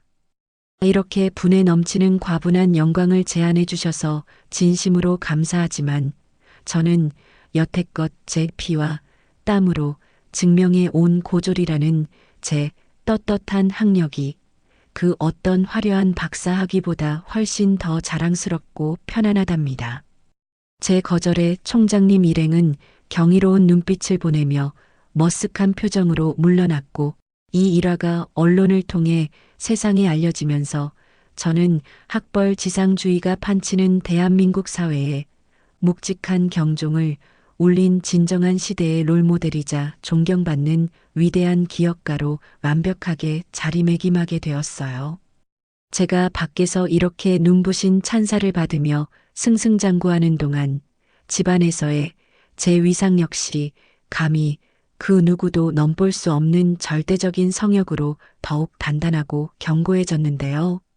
시어머니는 제가 늦은 밤 퇴근하고 현관문을 열고 들어설 때마다 굽은 허리를 이끌고 버선발로 가장 먼저 뛰어나와 제 무거운 서류 가방을 대신 받아들고는 밖에서 큰일 하느라 얼마나 고단했냐며 제 굳은 어깨를 정성스럽게 주물러 주시곤 했죠. 온 가족이 넓은 식탁에 다 같이 모여 앉아 화기애애하게 저녁 식사를 하는 자리에서 어머니는 갓 지은 하얀 쌀밥 위에 가장 크고 먹음직스러운 갈비찜 고기를 젓가락으로 정성스레 발라 제 숟가락 위에 직접 얹어주시며 식탁 맞은편에 다소곳이 앉아있는 남편과 서방님을 향해 엄격한 눈빛을 빛내며 말씀하셨어요. 너희들은 죽는 날까지 똑똑히 명심해라. 우리 집안을 시궁창에서 건져낸 진짜 뼈대이자 이 집안의 모든 것을 거느리는 유일한 진짜 주인은 바로 여기 있는 이 귀한 며느리 지안이 뿐이니까 평생을 그 크나큰 은혜를 갚으며 엎드려 살아야 한다. 그 든든하고 확고한 온 가족의 인정 속에 제 치열했던 성공 신화는 결국 대형 방송국의 간판 TV 다큐멘터리 프로그램으로 정식 제작되어 가장 시청률이 높은 황금 시간대에 전국으로 방영을 타는 엄청난 영광까지 안게 되었어요. 명동의 작은 메이크업숍 구석에서 맨손으로 시작해 수천억 원의 거대한 뷰티 자산을 일궈낸 제 눈물겨운 인생 역정이 고스란히 전파를 타자 전국 방방곡곡에서 벅찬 감동의 눈물을 흘렸다는 시청자 게시판의 찬사가 본물 터지듯 쏟아졌고 저는 그야말로 살아있는 신화 그 자체가 되어가고 있었죠.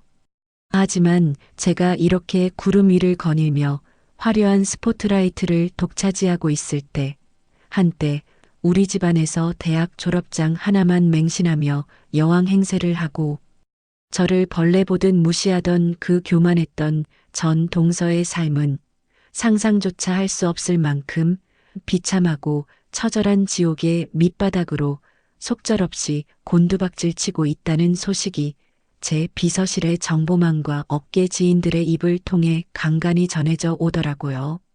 이혼 소송에서 처참하게 패소하며 위자료 한 푼 건지지 못하고 알거지 신세로 쫓겨난 그녀는 어떻게든 다시 번듯한 직장에 들어가 보란 듯이 재기해 보려 발버둥을 쳤지만 안타깝게도 세상은 그녀가 오만하게 착각했던 것만큼 호락호락하고 만만한 곳이 절대 아니었죠.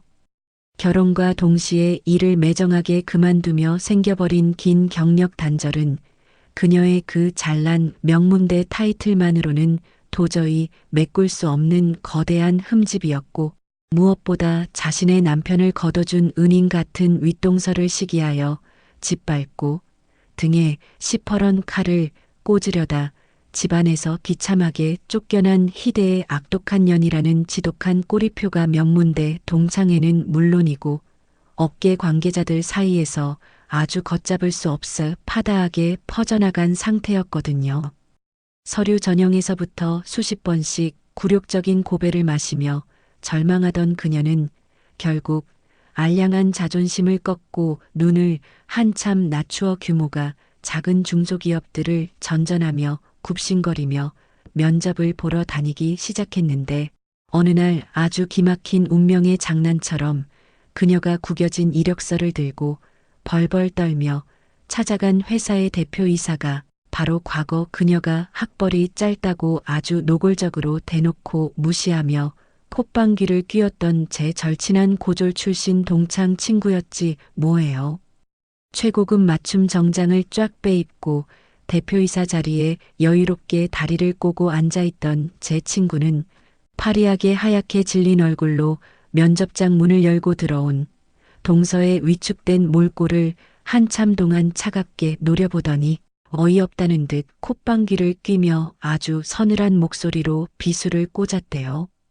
어머 이게 대체 구질구질하게 누구신가.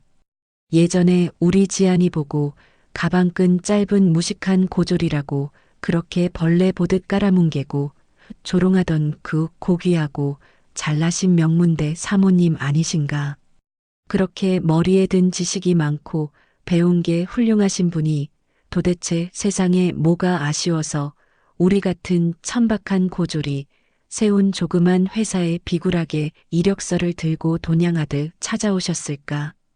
제 친구의 그 뼈 때리는 차가운 조롱에 동서는 마치 발가벗겨진 채 길거리에 내동댕이 쳐진 사람처럼 수치심에 얼굴이 시뻘겋게 달아올라 입술만 파르르 바들바들 떨다간 결국 변명 한마디 제대로 밖으로 내뱉지 못하고 면접관들이 조롱 섞인 눈으로 쳐다보는 앞에서 가방을 챙겨 도망치듯 사무실 문을 박차고 빠져나왔다고 하더군요.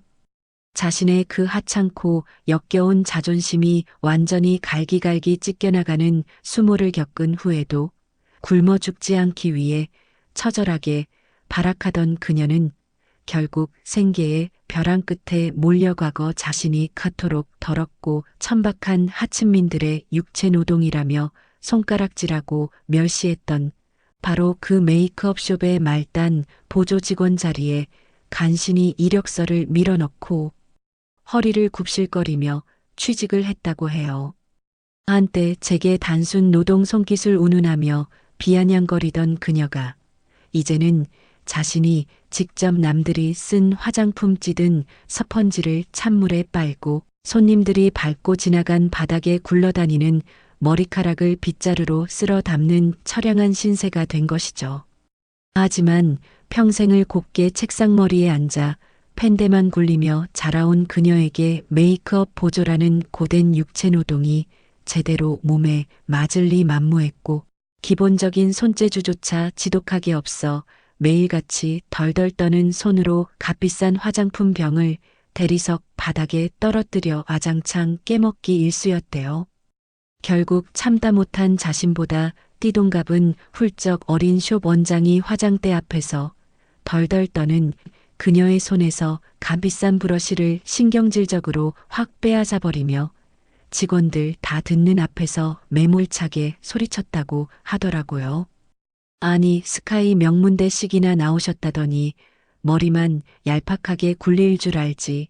도대체 이 나이 먹도록 두 손으로 제대로 할 줄 아는 게 하나도 없어요? 이렇게 답답하게 굼뜨고 눈치 없어서 이 치열한 바닥에서 어떻게 밥을 빌어먹고 살려고 이래요. 제발 영업 방해하지 마시고 당장 그 앞치마 벗고 내일부턴 우리 숍에 얼쩡거리지 말고 출근하지 마세요. 그렇게 자신이 평생을 바쳐 가장 경멸하고 무시하던 바닥에서조차 처참하고 굴욕적으로 쫓겨나 버린 그녀는 이제 매달 꼬박꼬박 내야 하는 후미진 월세방의 보증금조차 완전히 바닥나 짐을 싸서 길거리로 나앉을 처참한 위기에 처했고 결국 화장실 하수구와 곰팡이 냄새가 코를 찌르는 창문조차 없는 좁디좁은 한 평짜리 고시원을 전전하는 신세로 전락해버렸죠.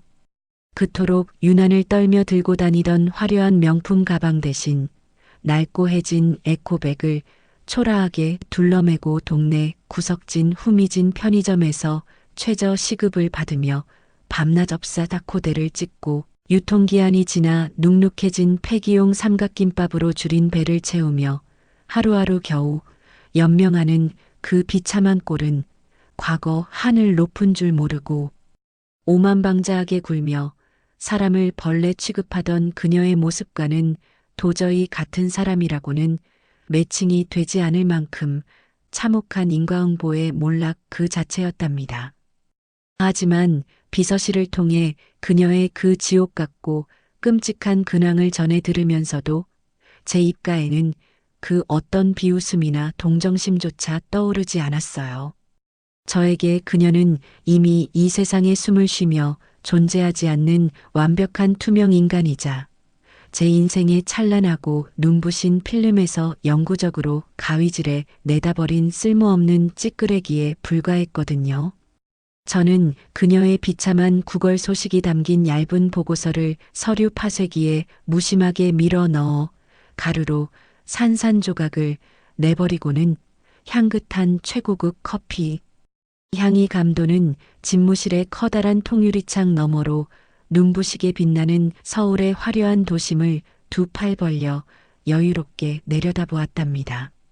저 멀리 우뚝 솟은 거대한 빌딩 대형 전광판에서는 제 웅장하고 감동적인 인생 역전 다큐멘터리 예고편이 화려한 오케스트라 배경음악과 함께 거대하게 흘러나오며 횡단보도를 지나가는 수많은 사람의 존경 어린 발걸음을 일제히 멈추게 만들고 있었고 저는 등받이 깊은 가죽 의자에 편안하게 몸을 깊숙이 기대며 제 곁을 목숨처럼 든든하게 지켜주는 소중한 제 진짜 가족들과 함께 앞으로 거침없이 펼쳐나갈 더 크고 찬란한 미래의 청사진만을 머릿속에 행복하게 그려나가며 그토록 눈부신 성공의 단꿈에 깊이 흠뻑 젖어들었답니다. 세상 사람들은 제가 엄청난 돈을 끌어안고 평생을 유유자적하며 편안한 노후를 보낼 것이라 입을 모아 떠들어댔어요. 하지만 제 가슴속에서 펄펄 끓어오르는 거대한 열정과 일에 대한 지독한 갈증은 그깟 돈다발 위에 안주하는 것을 결코 허락하지 않더라고요. 저는 매각 대금을 종잣돈 삼아 세계 시장을 정조준하는 거대한 글로벌 뷰티 투자 펀드를 성대하게 설립했습니다. 수십 년간 험난한 명동 바닥부터 뒹굴며 온몸으로 체득한 제 매서운 감각과 떡잎부터 남다른 브랜드를 단숨에 꿰뚫어보는 그 날카로운 통찰력은 그야말로 백발백중의 엄청난 위력을 발휘하기 시작했죠. 제가 가능성을 알아보고 공격적으로 자본을 쏟아부으며 투자한 신생 화장품 기업들은 어김없이 시장의 판도를 뒤흔들며 거대한 대박을 터뜨렸고 그 결과 제 개인 자산은 수천억 원을 훌쩍 뛰어넘어 감히 일반인들은 상상조차 할 수 없는 수조원대에 육박하는 그야말로 대한민국 최상위 거부의 반열에 당당히 오르게 되었어요. 게다가 제가 애지중지 키워내어 거대 글로벌 기업의 품에 안겨주었던 저의 원래 브랜드 역시 그들이 가진 막강한 자본력에 제 천재적인 감각이 완벽한 시너지를 일으키며 폭발적으로 성장하더니 마침내 콧대 높은 프랑스와 미국의 명품 화장품들을 모조리 꺾어버리고 전 세계 뷰티 시장 점유율 1위라는 전무후무한 대기록을 당당하게 세워버렸죠. 업계의 수많은 전문가와 언론들은 앞다투어 저를 향해 K뷰티의 살아있는 신화라며 입이 마르도록 추앙했고 제 이름 석자는 곧 글로벌 뷰티 업계의 절대적인 성공을 보장하는 완벽한 보증수표로 찬란하게 빛나고 있었답니다. 그렇게 눈부신 황금빛 성공의 정점을 찍고 맞이한 시어머니의 팔순 잔치날, 저는 여태껏 우리 가족이 함께 견뎌온 그 모진 세월의 풍파를 한 번에 씻어내고도 남을 만큼 아주 성대하고 화려한 이벤트를 톤 크게 준비했어요. 푸른 파도가 넘실거리는 지중해를 유유히 항해하는 초호화 초대형 해외 크루즈의 가장 큰 메인 연회장을 통째로 빌렸죠. 고운 은빛 머리를 단정하게 빗어 넘기시고 최고급 명주실로 지은 우아한 한복을 차려입으신 시어머니의 얼굴에는 세상을 다 가진 듯한 환하고 따뜻한 미소가 끊이질 않았고 남편과 서방님 역시 최고급 턱시도를 멋지게 빼입고 하객들 사이를 분주하게 오가며 벅찬 행복을 온몸으로 뿜어내고 있었어요. 세계 각국에서 제 초청을 받고 비행기를 타고 날아온 수백 명의 유명 인사와 귀빈들이 샴페인 잔을 부딪히며 축하 인사를 건네는 가운데 무대 위로 천천히 걸어 올라가신 시어머니께서 마이크를 조심스레 두 손으로 움켜쥐시더니 연회장을 가득 메운 사람들을 향해 벅찬 숨을 고르며 아주 또렷하고 자랑스러운 목소리로 입을 여셨답니다. 제 평생에 이렇게 꿈만같이 눈부시고 황홀한 호사를 누리게 될 줄은 정말 상상도 못했습니다. 남들은 명문대 졸업장이나 번듯한 학벌이 세상을 살아가는데 가장 중요한 최고의 무기라고들 떠들어대지만 제 인생을 통해 뼈저리게 배운 진리는 다릅니다. 종이 쪼가리에 불과한 그 알량한 학벌보다 1000배 만배 더 고귀하고 위대한 것은 바로 무너져가는 핏줄을 기꺼이 끌어안고 온몸을 던져 가족을 소중하게 지켜내는 그 따뜻하고 굳건한 마음가짐이었습니다. 우리 집안을 시궁창 같은 가난에서 건져내고 오늘 저를 이 아름다운 배 위에 서게 해준 제 귀한 며느리 지안이가 바로 그 진정한 가치에 살아있는 가장 완벽한 증거입니다. 어머니의 진심이 꾹꾹 눌러 담긴 그 뜨거운 연설이 끝나자마자 화려한 연회장 안에는 귀가 찢어질 듯한 엄청난 박수갈채와 환호성이 터져 나왔고 저는 붉어진 눈시울을 애써 감추며 무대 위로 뛰어 올라가 어머니를 제 품에 와락 끌어안고는 벅차오르는 감동의 눈물을 조용히 흘렸어요. 그 눈부신 크루즈의 밤이 지나고 일상으로 돌아온 우리 가족의 삶은 매일매일이 평화롭고 견고한 행복의 연속이었어요. 끔찍한 이혼의 상처를 훌훌 털어버리고 제 곁으로 돌아온 서방님은 과거의 나약했던 모습을 완벽하게 지워버리고 제가 운영하는 대규모 장학재단의 핵심 이사직으로 당당하게 취임하여 눈코 뜰 새 없이 바쁘고 보람찬 제2의 인생을 아주 멋지게 살아가고 있답니다. 특유의 명석한 두뇌와 성실함을 무기로 헐벗고 굶주린 고졸 인재들을 발굴하여 그들의 날개가 되어주는 일에 자신의 모든 열정을 쏟아붓는 서방님의 그 듬직한 뒷모습을 볼 때마다 저는 제 피와 땀으로 일군 재산이 가장 가치 있는 곳에 쓰이고 있다는 사실에 깊은 안도감과 커다란 자부심을 느꼈죠. 얼마 전에는 대한민국을 대표하는 가장 권위 있는 경제 매거진의 표지 모델로 발탁되어 길고 심도 있는 인터뷰를 진행하게 되었어요. 번쩍이는 카메라 플래시가 쉴 새 없이 터지는 스튜디오 한가운데서 세련된 정장 차림으로 다리를 꼬고 앉은 저에게 기자가 상기된 얼굴로 다가와 도대체 그 험난한 고졸의 편견을 깨고 수조원대의 거대한 성공을 거머쥘 수 있었던 가장 결정적인 원동력이 무엇이냐고 눈을 반짝이며 묻더라고요. 저는 무릎 위에 올려둔 두 손을 여유롭게 깍지 끼며 카메라 렌즈를 향해 아주 부드럽고 확신에 찬 미소를 지어 보이며 대답했어요. 세상 사람들은 저를 향해 도끼 하나로 자수성가한 독종이라 부르지만 사실 저는 단 한 번도 혼자인 적이 없었답니다. 제가 절망의 터널을 묵묵히 걸어갈 때마다 제 뒤에는 항상 저를 세상에서 가장 귀한 사람으로 대우해주고 제 능력을 의심 없이 믿고 지지해준 완벽한 제 가족들이 든든하게 버티고 서 있었거든요.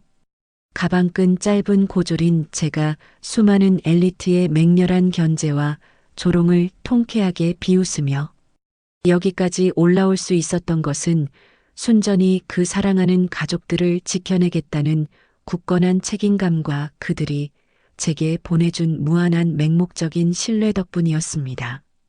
제 인터뷰가 실린 잡지가 전국 서점의 베스트셀러 매대를 화려하게 장식하던 어느 화창한 오후였어요.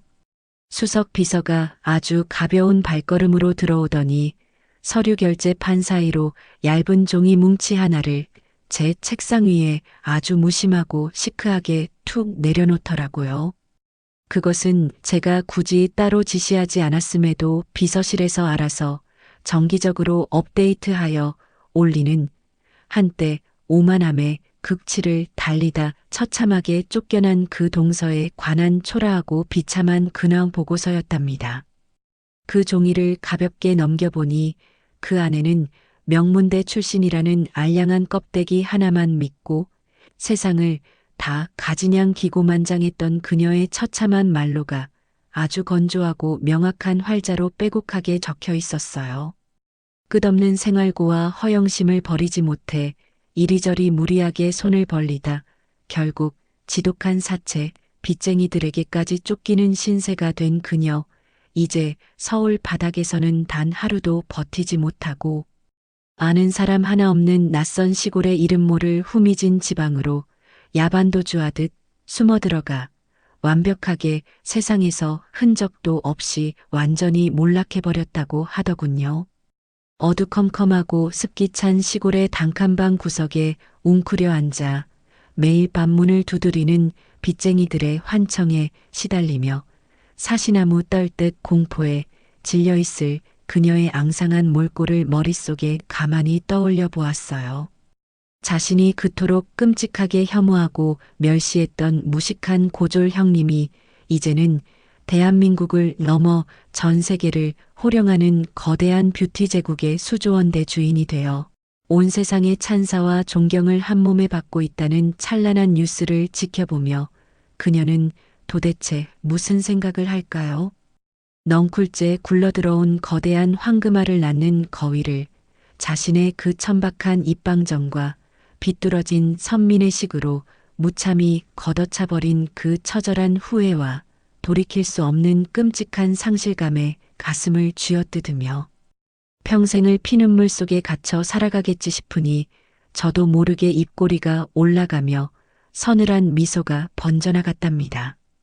하지만 저는 이내 그 보잘것없는 여자의 존재를 제 머릿속에서 다시 완벽하게 지워버리고는 책상 위에 놓인 초라한 보고서를 쓰레기통에 가볍게 던져 넣었어요.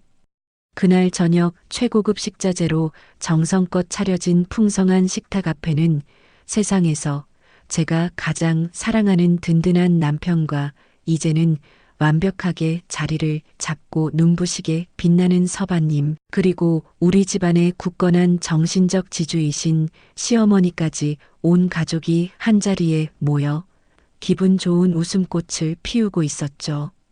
저는 남편의 넓은 어깨에 다정하게 기대어 앞으로 우리가 새롭게 글로벌 시장에 런칭할 거대한 뷰티 복합 문화 공간 사업에 관한 청사진을 아주 열정적으로 쏟아냈고, 제 이야기에 귀를 기울이는 가족들의 눈빛에는 저를 향한 맹목적인 신뢰와 찬란한 애정이 듬뿍 담겨 눈부시게 반짝이고 있었어요. 화려하게 포장된 명문대 졸업장이나 거창한 학벌이라는 얄팍하고 속이 텅 빈 껍데기 우월주의를 시원하게 박살내버리고 오직 가장 낮은 밑바닥에서부터 피와 땀으로 다져온 제 단단한 인성과 실력만으로 쟁취해낸 이 완벽한 인생의 승리가 참으로 달콤하고 벅차오르네요. 저는 제 곁에서 한없이 따뜻하게 미소 짓는 사랑하는 가족들의 얼굴을 하나하나 가슴 깊이 눈에 담으며 험난했지만 결국 가장 찬란하게 빛나는 제 인생의 눈부신 황금기가 이제 막 진짜 화려한 대단원의 막을 웅장하게 올렸음을 아주 깊이 체감하고 있답니다. 지금까지 참으로 길고 파란만장했던 제 이야기를 끝까지 들어주셔서 정말 감사합니다. 세상을 살아가다 보면 겉으로 보이는 화려한 포장지나 알량한 스펙만 믿고 사람의 급을 나누며 함부로 무시하는 어리석은 사람들을 참 많이 만나게 되잖아요. 하지만 진짜 사람의 고귀한 가치를 증명하는 것은 얇은 종이 쪼가리가 아니라 묵묵히 흘린 정직한 땀방울과 내 곁에 있는 사람을 진심으로 아끼고 품어내는 따뜻한 마음이라는 것을 제 인생을 통해 꼭 전해드리고 싶었어요. 제 긴 이야기를 들어주신 여러분의 앞날에도 거짓된 껍데기를 이겨내는 온전한 진심과 흔들리지 않는 단단한 행복만이 곁에 가득하시기를 두 손 모아 진심으로 응원할게요. 감사합니다. 네, 오늘 준비한 사연은 여기까지입니다. 화려한 학벌만 맹신하며 은혜를 원수로 갚던 동서가 결국 모든 것을 잃고 비참하게 몰락한 결말. 정말 꽉 막힌 속이 시원하게 뻥 뚫리는 통쾌한 시간이었죠. 가방끈이 짧다는 이유로 억울한 멸시를 당하면서도 묵묵히 자신의 실력을 증명하며 수조원대 기업가로 우뚝 선 지아님의 인생 역전 스토리는 우리에게 참 깊은 울림을 줍니다. 사람의 진짜 명품 가치는 얇은 졸업장 쪼가리가 아니라 꺾이지 않는 굳건한 끈기와 주변을 진심으로 품어내는 따뜻한 인성에서 나온다는 것을 다시 한번 깊이 깨닫게 되네요. 모진 가난과 시련을 완벽하게 이겨내고 가족을 든든하게 지켜낸 지아님의 앞날에 앞으로는 찬란하고 눈부신 꽃길만 가득하기를 진심으로 바랍니다. 우리 청취자 여러분도 오늘 사연을 통해 따뜻한 감동과 통쾌한 긍정 에너지를 듬뿍 받아가셨기를 바랍니다. 지아님께 응원의 댓글을 남겨주세요. 큰 위로가 돼줄 거예요. 오늘도 끝까지 함께 해주셔서 감사합니다.